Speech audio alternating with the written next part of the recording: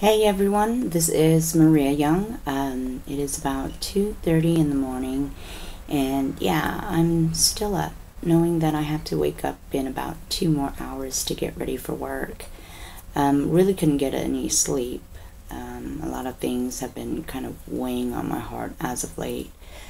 I've been noticing on Facebook a lot of my friends dealing with so many different struggles, really deep struggles.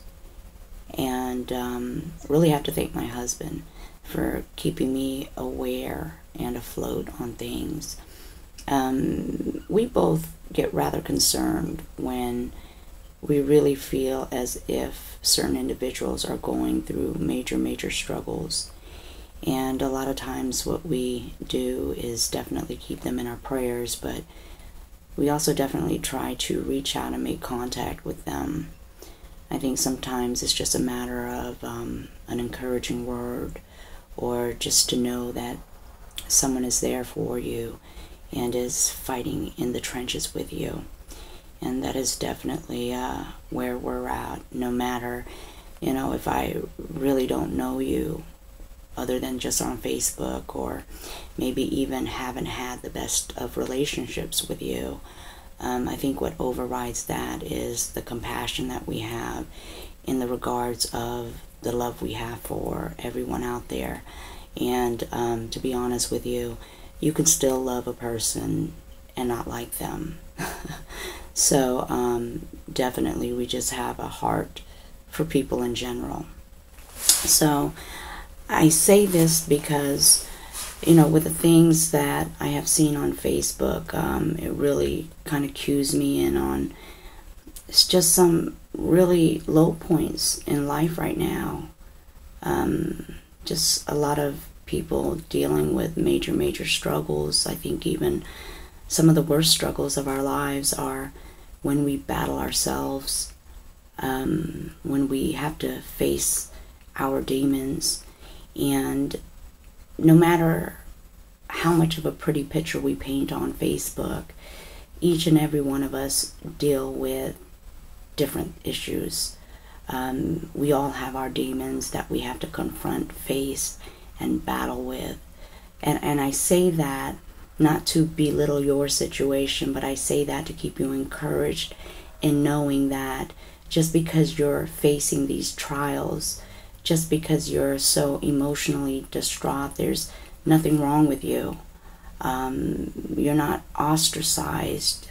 You're not scrutinized in the aspect of, whoa, you are the only person that has major issues. It's just a matter of you being human.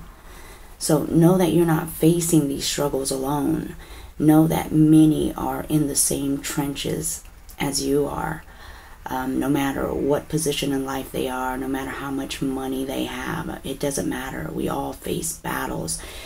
Some of the wealthiest people are some of the most poor people, and some of the most poorest individuals are actually some of the richest individuals. It's all in the aspect of how you look at things, and it's all in the aspect of your mental awareness, your mental capability, and your mental knowledge of knowing exactly who you are, and being capable of really bouncing back from your situation.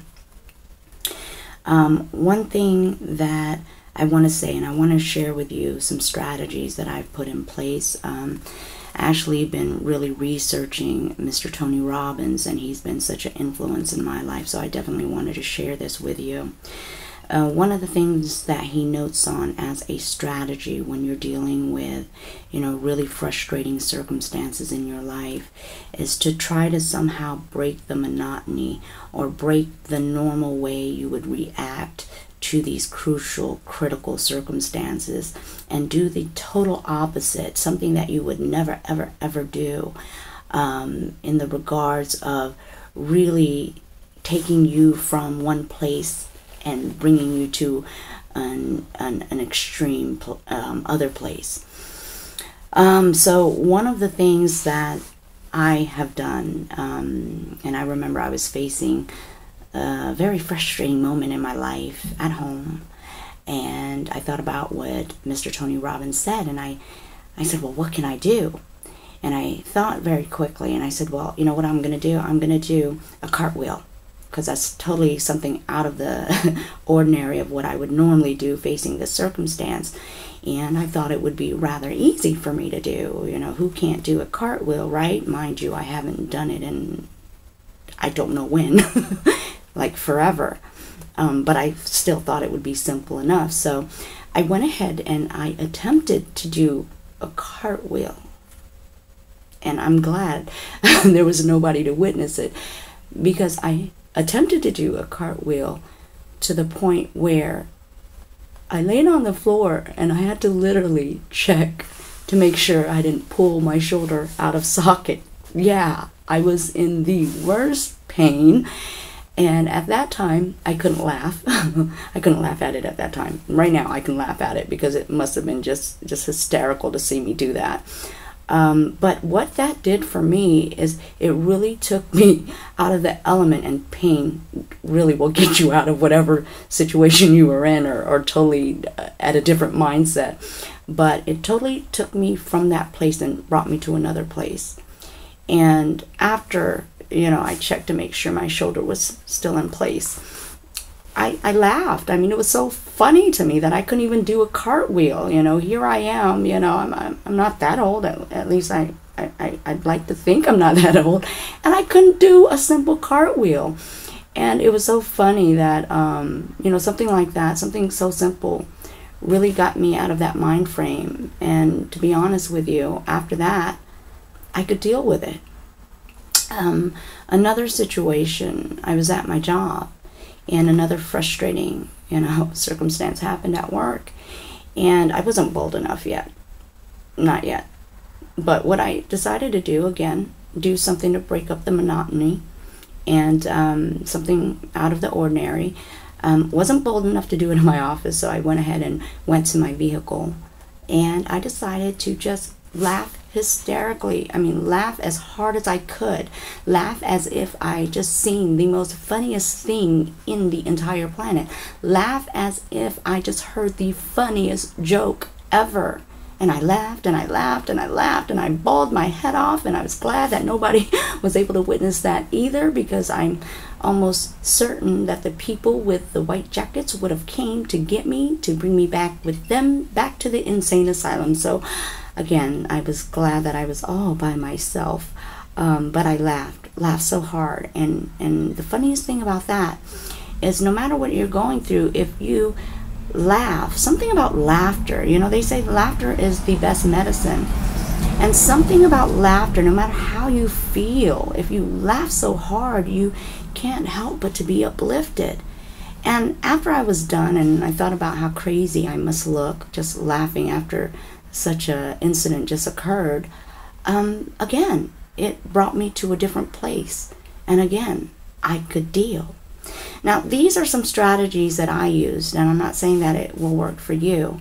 But what I am saying is, definitely try to find a strategy that you can utilize, that you can put in place, that can really reel you back to reality, to where you realize it's not that bad, and that if you just take yourself out of that frustrating element, you can now begin to really utilize your full capability of your mind. It's just that when we're in such frustrating circumstances, sometimes we can't see the bigger picture, and we're stuck in such a rut where we're in such a darkened place that we just literally cannot see. So it's all about trying to get yourself out of that place, and doing some of the most craziest things can do that. So definitely try to find your own strategies that'll work for you.